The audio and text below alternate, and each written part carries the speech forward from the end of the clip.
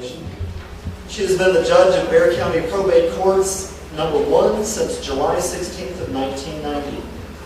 She obtained a BA in History from Duke University in January of 1970 and graduated from St. Mary's University School of Law in December of 1976.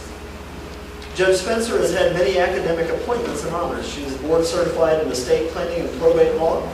She has served as the chair for the Jail Diversion Task Force, chair for the Subcommittee on Public Access to Court Records, and chair of the Bexar County Mental Health and Substance Abuse Advisory Committee.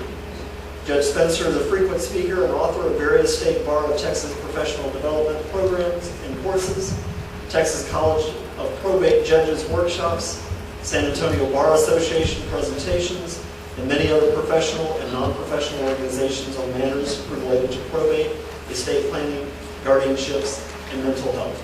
Help me in welcoming Judge Holly Spencer Jackson.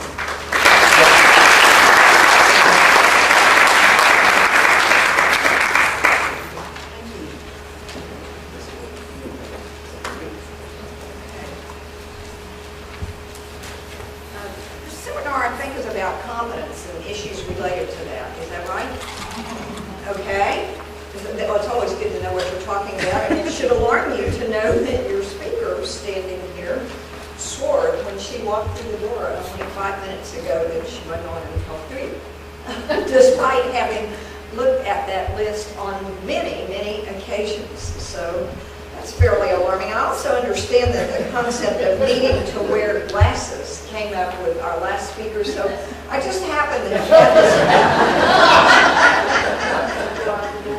Not everybody has a pair of glasses like that they carry around with them, and I'm not exactly positive why I have them. I know why I had them. I found them in my desk drawer, and my niece is getting married in about a month, and I thought she probably was going to need to have me wear those at her rehearsal dinner. I have a pretty fine hat with some like feather things that I also can do. So, I got started in this business years ago. I was taking a vacation from college, not at their suggestion, but it was going to be in another month or so. And one of my father's dearest friends was the chairman of the board of a bank here, and he called me on the phone one day, and he said, I understand you're going to be around for a while, and would you like to have a job? And I was like, I haven't even thought about that. Sure, yeah. Anyway, they put me to work in their trust department, and that actually was probably the start of I know it was the start of my doing this, and I discovered that I loved doing that kind of work and working. I'm good at patting hands and working with little old people. I enjoy that a lot. And at the time I worked at a bank that was downtown, and we could look out the window and see the people who were walking the streets then, and there was one particular gentleman who used to walk down the street. He's actually still around. You've seen him if you're downtown very often. But at that time, he used to walk down the street with a library book he had, doing like this and reading out of it to someone walking with him. But the someone walking with him was unseen by the rest of us. There was a little sister couple that used to come in the bank on, I guess, to cash their Social Security checks, and they were kind of blind, so when they came up out of the parking garage in the basement, it was alarming to all of us who were there. But every month when they came, one of them would play the harmonica and the other one would sing "Oh Susanna." And then there was another little lady who used to wander the streets down there, even in the middle of August, in a flowing black dress and a mink stole.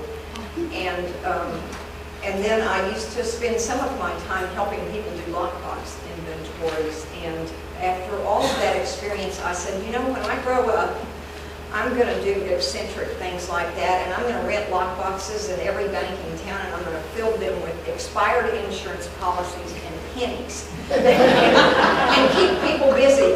And I still do say, and these glasses may be a manifestation of that I'm looking forward to the time when I can do enough crazy things, and people will just classify it as eccentricity. And maybe I've reached that, or maybe people know me well enough to know that I'm going to do stuff like that anyway. I think it's Monica Bonilla who may be now a former friend of mine from having put my name into the mill on being chosen to speak about this, and I kept going, what do they want me to speak about? And I think the topic is fraud and abuse. And I have to admit, I've kind of struggled with that a good bit, because at the courthouse, we're kind of on the tail end of that spectrum.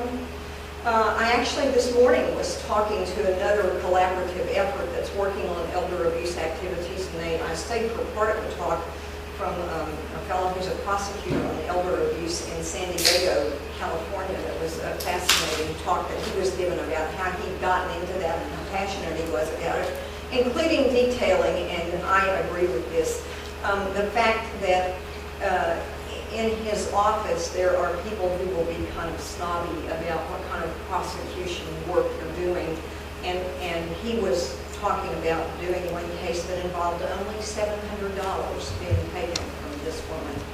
And he said, you know, the people were going, well, you know, we don't even touch that stuff unless it's over $50,000 and blah, blah, blah. And he said, you know, for that lady, $700 was a whole bunch of money. And, you know, possibly even for life savings. And he said, I don't feel bad at all about what I'm doing. In fact, I know it's probably more important than what that other guy is doing. And, you know, I agree with them.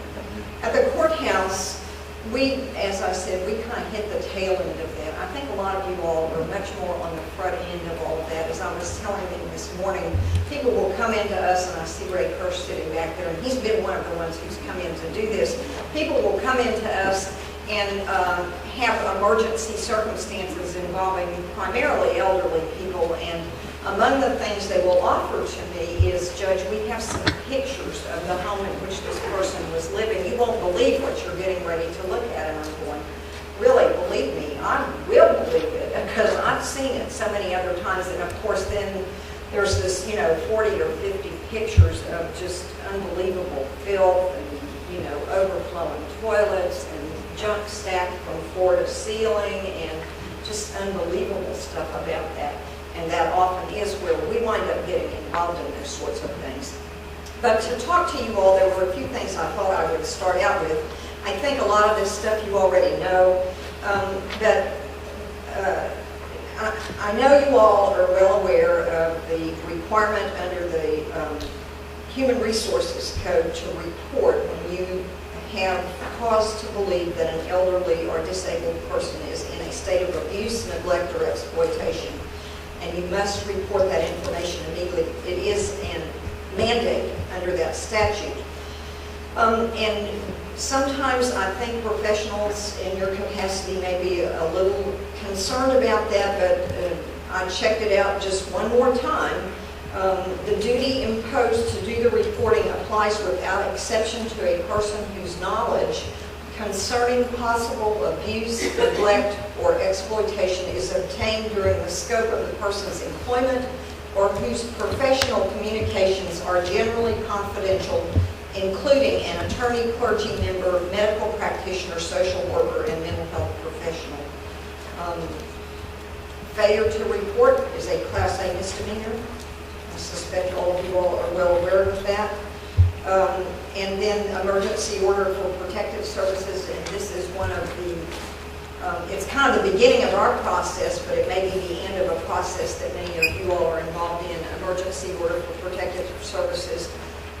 We often laugh at the courthouse and say Friday afternoon is when we do emergency things, usually about 4:30, and it's not uncommon to have lawyers, not as much now because they've changed the statute just a little bit, but it was not uncommon to have lawyers come in requesting emergency temporary guardianships where, you know, in the space of only moments, someone could be placed under a temporary guardianship. It's not a permanent guardianship and not a permanent finding of any capacity. Now there's a notice requirement that goes along with that, so it takes a little bit longer to do that. And of course, we have adult protective services people come in on Friday afternoon and other times during the week, but Friday afternoon is a common time with a combination of applications, affidavits, and hopefully medical information reporting on the circumstances I described. You know, we really just can't let this person live in this sort of filth even another day longer. We've been trying to provide services and they've turned them down, et cetera, et cetera. So they are requesting an order from the court to authorize them to make an emergency removal and place this person either in a care facility or in a hospital.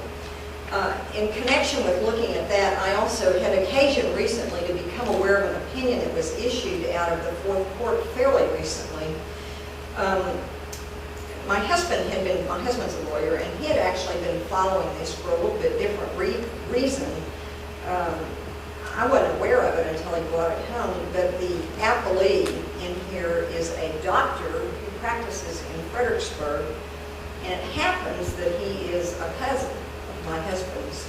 So my husband had been following it, but when I started thinking about it, I thought, you know, the circumstances are similar to what many of you all might become involved in. In this particular case, the gentleman who filed this suit against the doctor cousin had a past history of vascular dementia and memory loss due to previous strokes. He had a period of confusion and altered mental status, was taken to a medical center, found to have a slow heart rate and a condition known as sick sinus syndrome, irregular heart condition known to cause fainting spells and or sudden death. Was recommended that he have a pacemaker. The gentleman declined to do that and left the hospital against medical advice and went home. He was warned at that time that he had a danger of passing out and was instructed neither to drive nor to go on the roof of his house as he had planned to do. The following day, the doctor called again to encourage this gentleman to reconsider the procedure. The gentleman declined. The doctor spoke to the gentleman's wife. She agreed to try to persuade him. He again declined. The doctor informed the wife that the decisions were not reasonable ones and that he intended to contact Adult Protective Services. I think that that probably fits within the parameters of the law that we were just talking about. What the doctor actually determined to do, he actually had a phone call then saying that the gentleman was acting inappropriately, had become angry with some tree cutting guys who were in the neighborhood and was out in their yard cutting down all of their trees because he was so angry about that, which is obviously a rational activity. The wife stated that she was afraid of him and thought he was capable of harming her, and that she slept in her room with a chair under the doorknob out of fear for her safety. And she stated further that he was driving around back and forth to a ranch that they owned. As a result of that phone call from the man's wife, the doctor sent a letter to the district judge for that area up in Fredericksburg seeking to have an emergency detention order issued based on his medical history and the belief that this gentleman evidenced a mental illness and an imminent substantial risk of serious harm to himself or others. Well, that's something that we handle those emergency detention applications at the courthouse all the time. I sign orders, actually I've got an associate judge helping me right now, but I sign orders of protective custody to have people be in psychiatric facilities multiple times a day from, this county, and actually I'm not sure whether Gillespie County may go to Ashe, I'm not sure about that, but from all of our 54 county catchment area for our state hospitals, so I'm pretty familiar with that procedure. And as I was reading this, I thought, I think he did exactly the appropriate thing, that he was concerned and felt there was an imminent risk of harm, and he felt that he evidenced a mental illness. As a result of that phone call to the judge issued an emergency detention warrant, and he was apprehended and taken to a hospital for examination.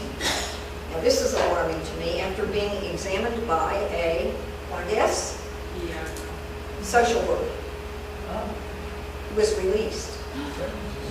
Now is that scary? When you do an emergency detention, a doctor's supposed to see that person in that facility. Unless I can't read the law. So the social worker examined him and released. The gentleman subsequently sued the doctor for damages, alleging that he suffered embarrassment and severe trauma as a result of this.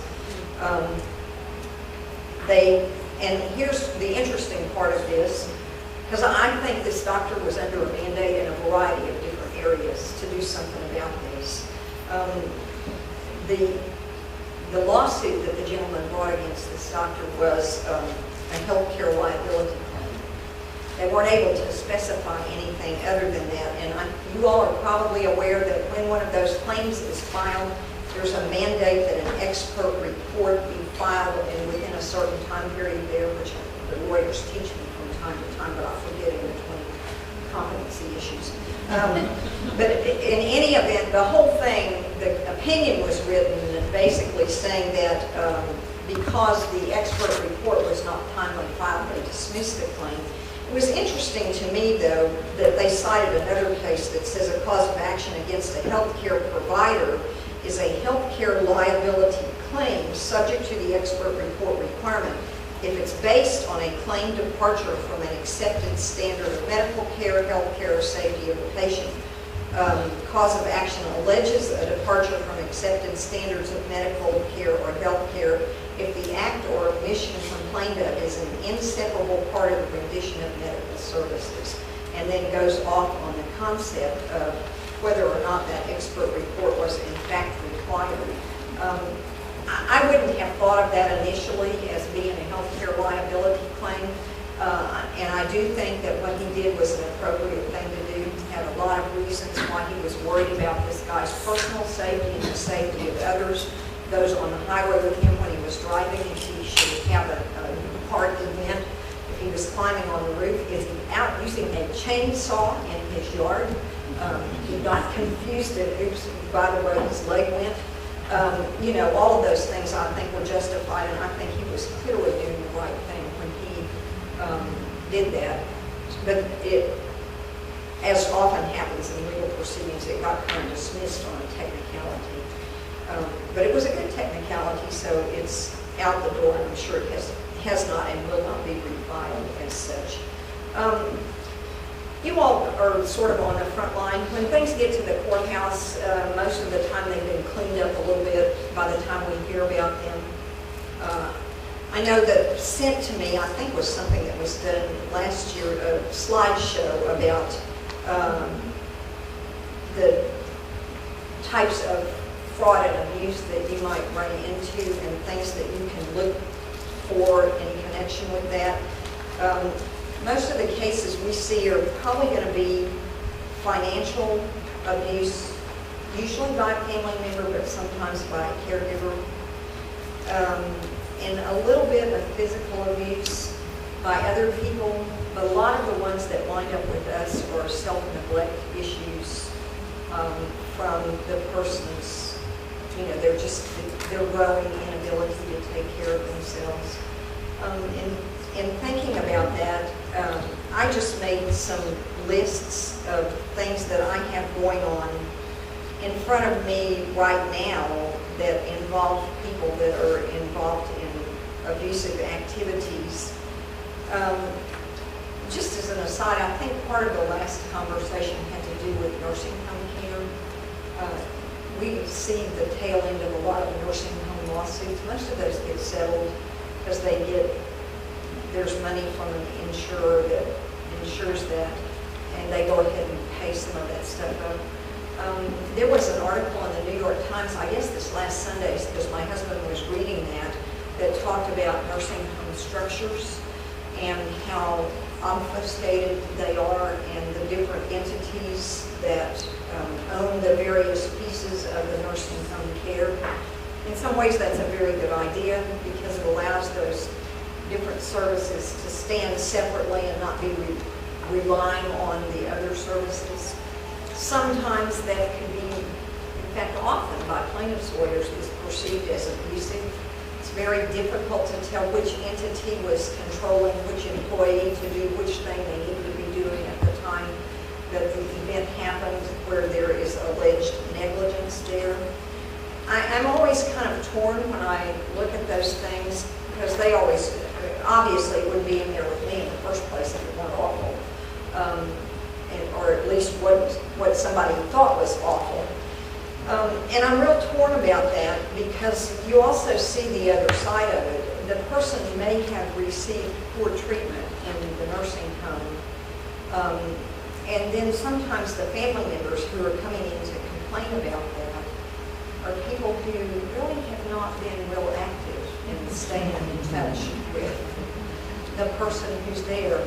part of what I tell to people is, I can understand why you need to have your family member in a nursing home, because providing 24/7 care for a person who needs a lot of care is killing, and you need that kind of help. But the best way to assure that your family member is receiving good care is to be very active and getting back and forth at that facility all of the time, so that everyone who works there will recognize that that person is being watched out for by somebody who's really going to advocate on their behalf. Years ago, I have a child who's special needs, and years ago she was in the hospital for an extended period of time, and we were at the Santa Rosa Hospital. At that time, the head of that hospital was Sister Angela Clare, and it was an odd reason why this happened. My husband's law firm had represented that hospital. But every day or two, Sister Angela Clare would come by our room and visit with us, just for a minute or two. Our daughter was diagnosed with just a really horrible thing and lived instead of dying, as they said she would do. It was justified for people to really be concerned about us. It wasn't just appendicitis or tonsils or something like that. But Sister Angela Clare would come by and visit with us, and as she left our room every day, she would always say, now if there's anything that I can do, you just let me know. And I would always sit there and think, just come back. That's all I want you to do, is just come back, because all the people who work on this floor don't know why you're coming to our room, but they know you are coming to our room. And I don't want us to get any better treatment than any of these other here, because they're entitled to good treatment also, but it's my child, and I want her to get the best treatment that's available, and I want everybody to pay attention to her. So I tell people that story, and I tell them the best thing you can do for your family member who's in some sort of care is to be very visible and ask questions. I had one of her doctors tell me one time, now if you have any questions at all, you just ask. We want to be sure you understand, which was nice of them. And I said, oh, believe me, I will. And I said, if I have to fall down on the floor and kick and scream until you explain to me in a way I can understand what it is you want to do, I'm going to do it. And they looked at me and said, we believe you. And I would have, too. Just give them a break. Let them have a breather. There are all kinds of scams that occur, and I'm sure you all are real familiar with those. In fact, in some of the stuff we looked at, there was something that was identified as the big five on the scam radar. Lotteries. Have you all been dealing with people who have lottery issues? One of the things that this guy brought up this morning was a fella who had been really raked over the coals by the lotteries from Canada, and had spent a significant amount of his life savings dealing with these lottery people. And when they finally stopped all of that and the calls quit coming, one of the things he said was, I miss them. I could count on them to call me every day or so, and we would visit. And then I would have something to do. I would go out to my bank and send some money off. And he retained the hope that he would become a millionaire as a result of doing that. It's the first time I heard it from that perspective, but I know I have a 96-year-old mother who still lives by herself in a 2-story house. She told me the other day that she feels like she's starting to kind of wear out. Her eyesight is going bad, and her hearing hadn't been good for a number of years. And I thought of the expression my husband used with her, which was, Grandma, better to wear out than rust out. And with our family, we were certainly going to try to wear her out and not let her rust out, because I have, besides this one I talked about, I have 3 other children. All of them are now getting older. My youngest is 17. But with those other children, had my mother not been able and available to help me, I could not have raised those children, because she took over caring for some of my children, not physically with them all the time, but sort of loving and nurturing them in ways that I was unable to do for for long periods of time because I was with my older child in the hospital and having chemotherapies and surgeries and, you know, all kinds of stuff like that. She says she's wearing out, but she every now and then I'll call her and I'll go, well, how you doing? And she'll say, oh, I thought you were going to be calling me to sell me siding. And I thought, I know we put you on that do not call list. I'm positive we put you on the do not call list. So how are the siding salesmen calling you even when you're supposed to be there?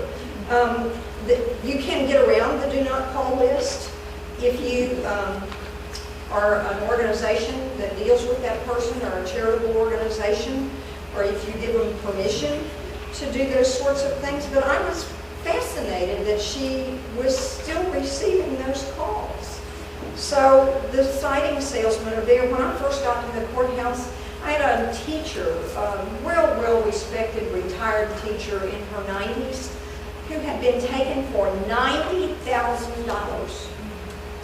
And that was in like 1991 or 2. That was a lot of money for a little old lady school teacher to have saved up. And it was people who came to her house and knocked on the door. We're here to fix your toilet. Oh, you need a new one. They put it in. The next guy would come back and go, oh, he did it all wrong. We have to take it out. People would knock on her door and go, we need to cut these limbs off of your tree. And the next guy would come and say, we need to put those limbs back on. Here's the siding. We need to save the siding. It's all coming to pieces. The next guy would come along and go, oh, they did it all wrong. We have to take it down. That's how much money they spend. I learned in the context of that there's a referral service for con men. They pay each other money to do all of that. I thought, I'm so stupid. I never knew that kind of thing. So, those people who knock on your door like that, all of our seniors need to learn stuff like that. I had an interesting thing on my cell phone only this week, and I'm so sorry that I deleted it because it wasn't until after I did that I realized what it was. But it was kind of an unknown text message to me. It said something like, important message. Your payment is due today. You can make this payment online. And then it started in Spanish, Supago, and I didn't read the rest of it. So I went, what is this? And I found it on Monday morning, this text message that had been sent to my phone overnight, apparently. It had an odd time on there that was, because it said it was like on Monday at 11:54 a.m., which was after the time I found it. And I thought, where did this message come from? What is this? And I just went, this is junk. I deleted it all. And after that, I thought, that is a very, very clever scam that's getting ready to happen. Have you all heard of anything like that? Those cell phone messages. Now, I've had some other cell phone messages from, odd places like that. But this was, your payment is due today. You can pay it online. And I thought, what they want me to do is call them back, go, oh my God, what payment is it? Here's my information. Can you take care of this? I don't want to be late with my payment. And I thought, you only have to hit 2 or 3 times out of a mass text message to do pretty good on that. And that is really scary to me. Now, I have to admit there are not a lot of older people who do text messaging, so it wouldn't get a lot of them, but there are a lot of younger people. I called my daughter, who has just recently graduated from college and living with a friend in Washington, D.C. right now, and I said, do you know that you should never, ever, ever tell anybody any information about yourself? Your social security number, your bank number, your credit card number, that you should never, ever let them have that piece of information. And if anybody calls you on the phone, because I've certainly had calls where they went, we thought that you didn't, we got your order that you sent, because I ordered a lot of stuff online at Christmas time. We got your order that you sent in, but we didn't get all the number right, so can you give us your credit card number again? I said, I don't think so. I'll check it when I get to the office tomorrow, but I'm not going to do anything about that right now. Those sorts of things, they're really sneaky, and some of this information that I was reading about, and you all probably know this better than I do, is how sympathetic so many of those people can seem.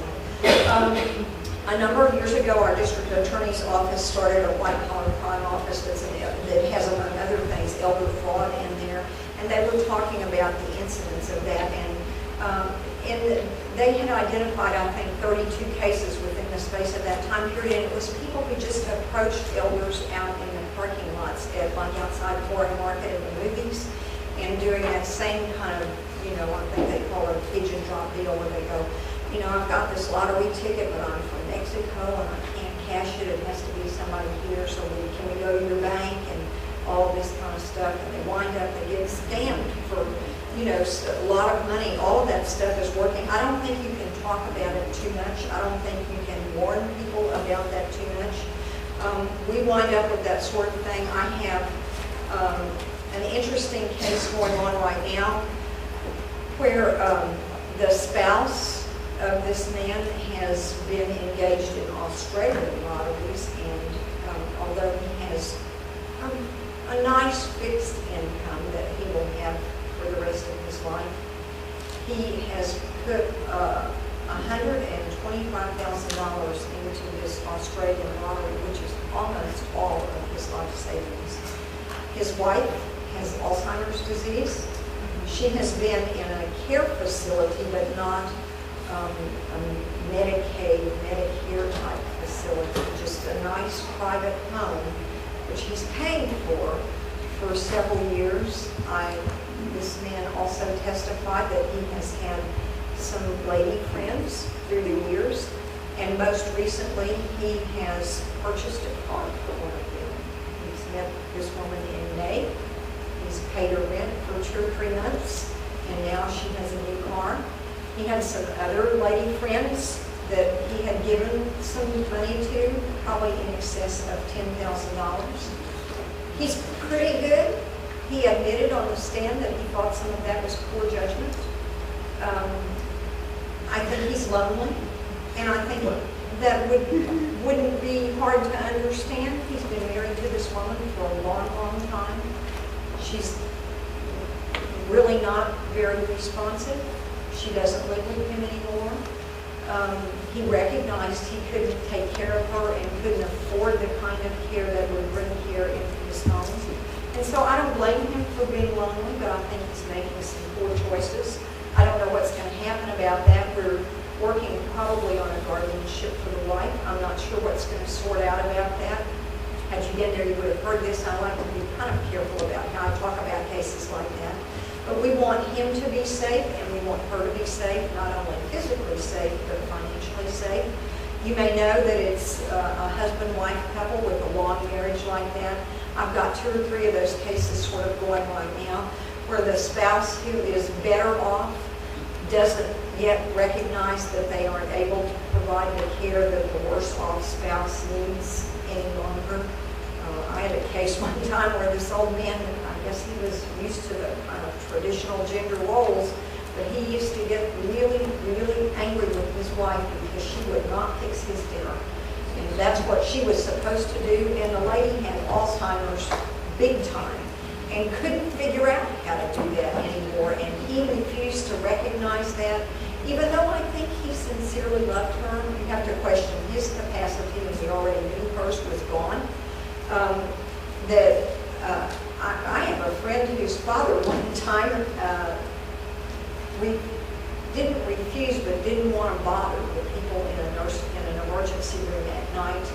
So after the mother had a stroke, he cared for her overnight before he took her to the hospital the next day. And in the process of doing that, she needed to go to the bathroom, and he couldn't get her in there because he had bad knees and elbows and stuff like that. And he brought a bucket beside the bed, and it just kind of dropped her, and she had bad bruising on her rear as a result of that. He didn't recognize his inability to care for her. I think you all probably see a lot of that kind of stuff. The relationships that those people have are very complex. They don't want to be apart. Part of the tail end of that relationship that we see is often how frequently spouses will die close in time to each other. The ill spouse will often die very shortly after the caregiving spouse has died. The caregiving spouse probably just wears out, can't handle that role anymore, and the ill spouse, even if they're pretty gone, recognizes that things have changed and their living arrangements probably changing. I think it's important for all of us to be real sensitive to that. I see little old ladies get on the witness stand and they get asked questions about financial arrangements, and as you know, their social skills may be still very much intact, but their true understanding of what's going on is not there. But they may sit on the witness stand for 2 hours answering questions, and if you aren't used to looking at that, you might go, oh, that's interesting, yeah, that's pretty good. And after that amount of time period, you will realize that they never one single time directly answered a question that was asked of them. You know, for example, Mrs. X, what is your income? Well, I get some Social Security and retirement, and, you know, I could do real well on paying my bills. Well, how much money do you have in the bank? I've got enough. You know, that's for me for you to find out. And, you know, I don't understand why you're asking me these questions. I'm doing fine. Well, we can sit there and know that they haven't paid their bills in 3 or 4 months, and she doesn't have a clue what her income is. And aside from all of that, her son came in with the power of attorney and cleaned out most of the money in the bank, and she hadn't realized that yet. She'll go, my son will take care of me. He's already taken care of me. I learned a long time ago the word you all know, confabulation, the way they make up stuff like that, the way they, you know, digress, the way they talk about other things, the way they act offended that you want to invade their privacy by asking those sorts of questions. But you also have learned that you need to force them to answer the question if they can, or cause you at least to recognize that they can't do that, because that's part of the way that you assess them. I know one of the worst cases of abuse I heard of a long time ago was that this was an APS intervention where all the grandchildren who were living with grandma to capture her Social Security income were shooting her up with heroin to keep her quiet. And APS, oddly enough, thought they ought to intervene in that circumstance. She was actually pretty happy, though.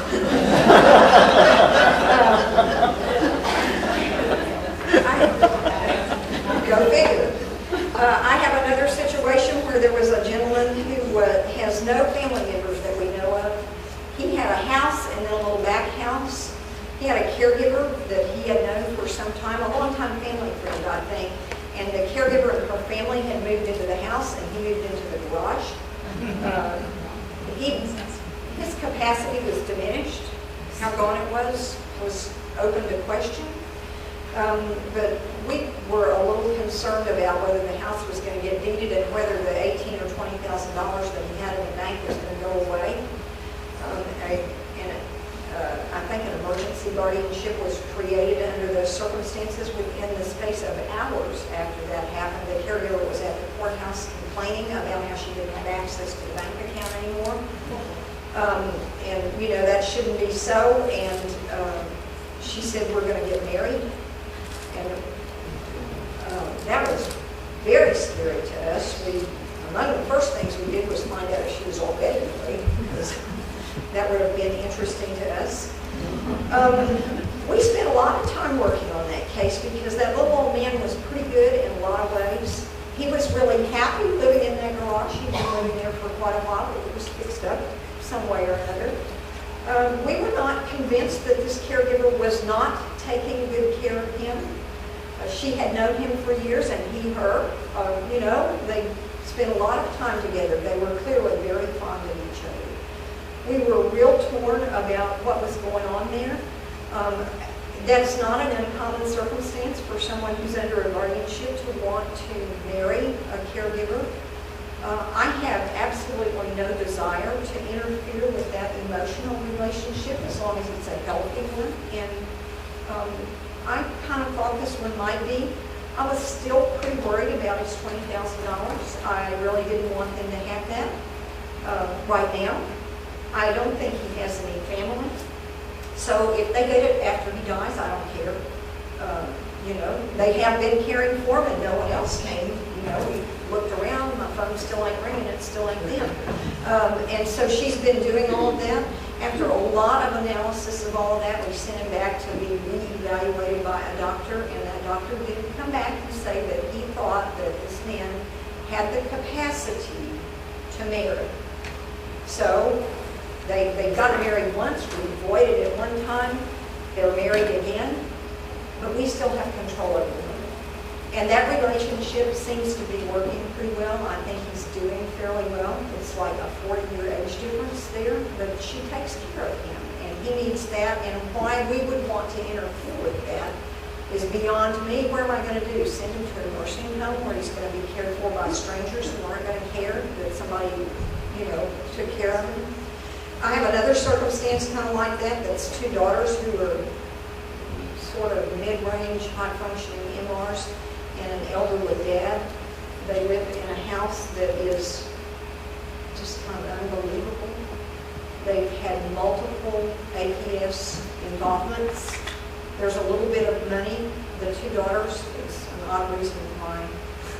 They actually had a grandfather who specialized in marrying older women who were wealthy, and which was interesting in its own right. And when he died, he left money to these two girls, and so they have a little bit of money that's dwindling.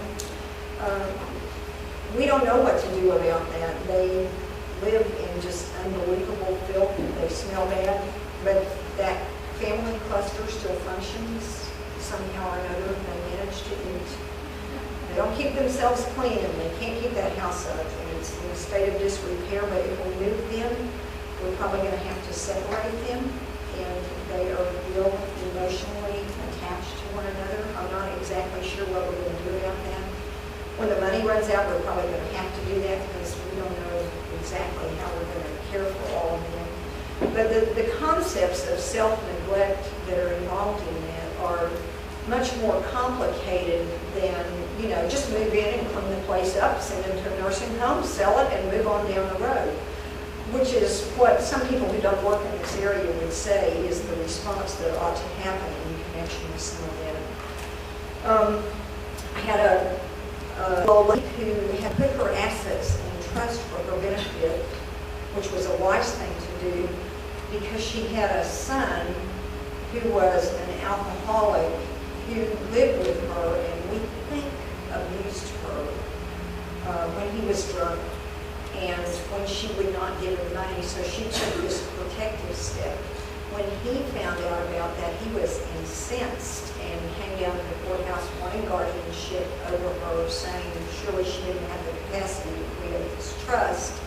And she, oh by the way, had some pretty serious alcohol issues herself. In fact, part of what created a concern about her capacity was that she had an alcohol event and had fallen and broken her shoulder, I think, which caused a lot of other stuff for her.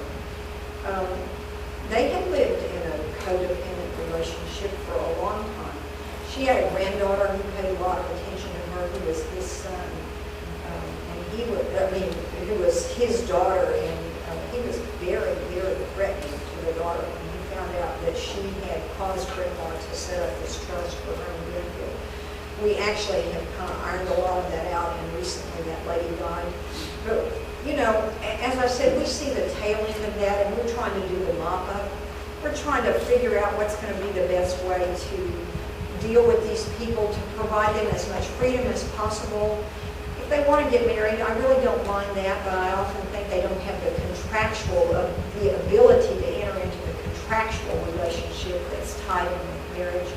A number of years ago, there was an issue that came up about an adult MR and how much ability he had because he wanted to get married. There was some thought that the person to whom he wanted to be married was interested in a very significant trust that he had. And we thought maybe she was interested in trying to have a child so that that child would always be tied to this guy. And I think they wound up actually specifying to her that her continued sexual involvement with him, with his diminished capacity, probably amounted to a crime. And that if she continued to do that, they intended to file criminal charges against her for rape, the other way around. But it's hard to figure out what to do. You want to honor these people's desires to continue to live their lives. You want to intervene to protect themselves from people that you perceive are abusing them. All I can say is that after all these years of doing this, my realization is that every single case is different. has to be looked at with fresh eyes, and you have to try to choose creative ways to handle that so that you can do the most that you can in terms of protection while providing the most amount of freedom. I tell people all the time that when you are working on something and you're concerned about it, in our courts we do the middle dock, and I think I mention that always. If you bump into somebody that you think needs help, I think you can and should call everybody you can think of about that. And if you don't get some kind of response on that, call them back. And as I told somebody this morning, be the fire that burns the brightest, so that somebody at the courthouse or at APS or in some other care arrangement, some family member will finally feel like they'd rather try to stomp on that fire and get it put out than to listen to you call again. That's probably the best advice I can give about that when you're talking to family members. I think you need to tell them that they can't just do like this and walk away. This woman talking to me this morning described a little old lady who had been placed in their nursing home facility, and she thought that she was very inappropriate for that, didn't need that much care, and the woman was constantly crying about that.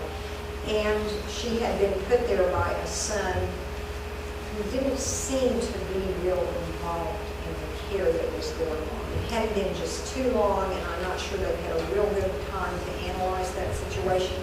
But it made me a little nervous because if the son isn't showing up and he's put mom in the nursing home and he has a power of attorney, I wonder what he's doing with the money in the house. I think that those are things like that that you can bring to the attention of the courts, and we will try to talk about them. Sitting in the next to last row back there is Sue Bean, who is the court investigator for the other probate court. Judge Tom Rickhoff's the judge of the probate court #2. For my court, there's a court investigator, Karen Hogan. We receive calls like that fairly often. We are always very willing to try to work with you on figuring out what's going on and investigating that situation. Guardianships aren't always just adult MRs and stroked out little old ladies. There are a lot of people like this who still have some levels of capacity, but not good enough. They may have good capacity to manage their Social Security check in their house. They don't have good capacity to manage a $400,000 estate. We try to carve out as much freedom for them while we're taking their assets as we can. I think we're always willing to try to help you. I think you all are the first eyes that see a lot of these people and can start to go, maybe something's going on. We can look into that. APS can look into that, and if they're not doing it, we'll call them and lean on them to do it. And then they'll call us and go, you've got to help us out on some of these people. We try to work really hard with them. I also just happened to see at lunch when I went to another meeting listening to somebody else talk about issues like this. A person who works at Frost Bank who monitors bank accounts for elderly people there, and she calls us fairly often. It alarms me to see this $20,000 check being written to this next door neighbor, and we will look into that. I think there are other banks that have some fraud officers who look into that sort of thing. Other banks should have that. I know they walk a fine line between privacy issues about those banking rights. And we've had a few circumstances where we've had calls about that where the people involved have gone, it is my business what I spend my money on, and I'm doing exactly what I feel like I need to do. And after investigation, they're completely correct, and we did poke our nose into their business. And I feel bad about that. But given the circumstances, the last time that happened, it was something bad that was going on, and we stopped that. So we try to apologize to people for getting into their private business. But if you see something like that going on, if you hear of something like that going on, we'll try to do something about that. So as I said, call everybody fast, call them a lot, make yourself a nuisance, and we'll probably try to do something about it. I'm glad to answer questions. I think we're sticking around after a break for a panel discussion, so I'll answer questions like that. And if anybody wants to rent my glasses, then a small fee. So, thank you.